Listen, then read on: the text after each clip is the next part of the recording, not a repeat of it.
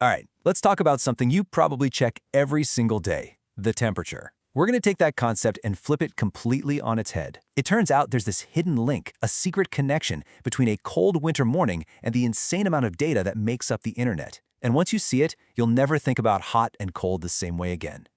You know the drill. You get a new phone, you set up a new app, and there it is. Fahrenheit or Celsius. It's this endless debate that's been confusing travelers, arguing scientists, and probably your own family for, well, forever. Someone once called it a nightmare of divided loyalties. And honestly, that's the perfect description. Because both of these scales, they're basically just historical accidents. Fahrenheit was based on some random salty water, and Celsius is all about regular water.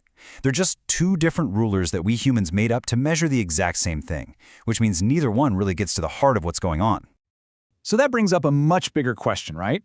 If you just strip away the Fahrenheit and the Celsius, what is temperature at its most basic fundamental level? What are we actually measuring when we say something is hot or cold?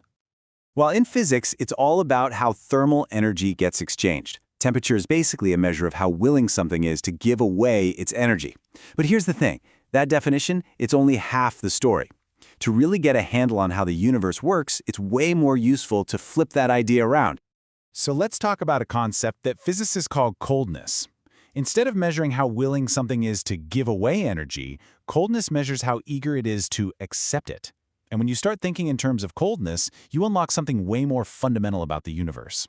Here's a way to think about it. Imagine an uncertainty slope. A hot object, which has low coldness, has a really shallow slope. If you add a little energy to it, its internal state doesn't really change all that much. But a cold object? It has a super steep slope. You add that same bit of energy and its internal randomness, its uncertainty, just shoots way up. And just like a ball rolling downhill, energy always flows from the shallow slope to the steep one. It goes from low coldness to high coldness, because that's where it can cause the most chaos. So we're going to start with the problem we all know and love, our temperature nightmare of Fahrenheit versus Celsius. Then we're going to dive deep and totally rethink what hot and cold actually mean from a physics perspective. And that's going to lead us to this really wild connection, the surprising link between the heat you feel and the digital information that basically runs our modern world. So, what is this? 200 ZB/Cal? This number is the key. It's like the secret decoder ring for this whole new way of looking at things. I know it looks like total nonsense right now, but it represents this deep, unbreakable connection between two worlds we always thought were totally separate. So ZB/Cal stands for zettabytes per food calorie. And yes, I mean zettabytes, like the amount of data flowing across the entire internet, and calories, like the energy in the food you eat.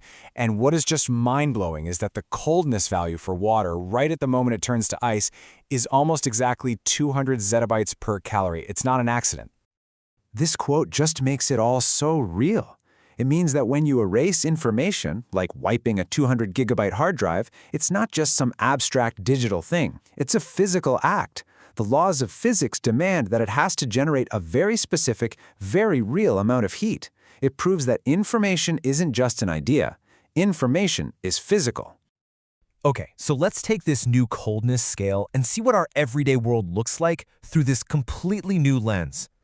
When you map our world onto this scale, you realize just how fragile we are.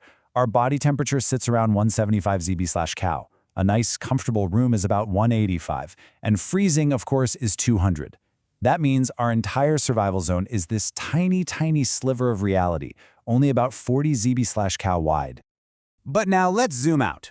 Boiling water has a lower coldness, around 150. But check out the other direction. Dry ice is at 235. Liquid nitrogen, 800. Liquid helium is over 13,000. And the background coldness of the universe itself, a staggering 20,000 ZB/Cal. Our little 40-point zone is just a warm, cozy pocket in a vast, cosmically cold universe. This is all fascinating, for sure, but what's the point? Why should any of us actually care about looking at the world this way? So are we going to start seeing the weather report say it's 200 zettabytes per calorie outside? No, of course not. The goal here isn't to replace the scales we use every day. The goal is so much bigger than that. When you think in terms of coldness, you get this deeper, more unified picture of how the physical world actually works. It shows you that the fundamental rules that govern a steam engine are the exact same rules that govern a supercomputer, and even a living cell. What this perspective really does is create a bridge. It connects the old-school physics of heat and energy with the modern science of bits and bytes, and even with the incredibly complex, information-packed systems of biology. It gives all these different scientists a common language to start tackling the biggest challenges of the future. So it really leaves you with a thought. If something as simple and everyday as temperature is actually, secretly, a measure of information, what else out there in our universe is just waiting for us to find the right code to finally understand it? Thanks for joining me for this one.